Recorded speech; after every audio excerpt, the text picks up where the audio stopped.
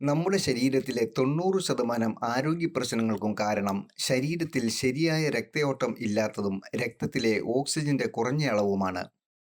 നമ്മുടെ മുൻ തലമുറക്കാർക്ക് ശ്വസിക്കാൻ ശുദ്ധവായുവും കുടിക്കാൻ ശുദ്ധമായ വെള്ളവും ലഭ്യമായിരുന്നു.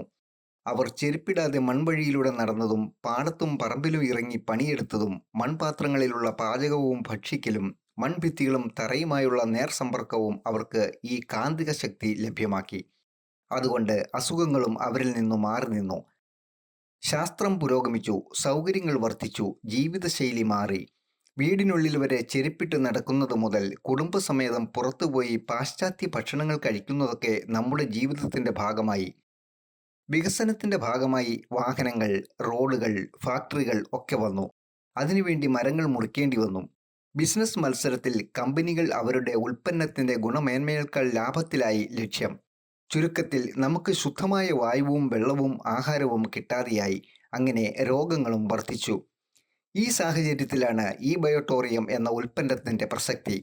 ഭൂമിക്കടിയിൽ 600 മുതൽ 800 അടി ആഴത്തിൽ നിന്നും കുഴിച്ചെടുത്ത നിയോഡിമിയം എന്ന കാന്തം അതിന്റെ ശാസ്ത്രീയ രീതിയിൽ നോർത്ത് സൗത്ത് പോൾസ് ക്രമീകരിച്ച് നമ്മുടെ ശരീരത്തിലേക്ക് കാന്തിക ശക്തി പ്രദാനം ചെയ്യുന്ന ഒരു ഉൽപ്പന്നമാണ് ഈ ബയോട്ടോറിയം. ഇതുവഴി ശരീരത്തിലെ രക്തയോട്ടം വർദ്ധിപ്പിച്ച് രക്തത്തിലെ ഓക്സിജന്റെ അളവ് വർദ്ധിപ്പിക്കുവാനും സാധിക്കുന്നു. തന്മൂലം ഇത് തുടർച്ചയായി ഉപയോഗിക്കുന്നതിലൂടെ നമ്മുടെ ശരീരത്തിലെ ഒട്ടനവധി ആരോഗ്യ പ്രശ്നങ്ങൾക്ക് പരിഹാരം ലഭിക്കുന്നു.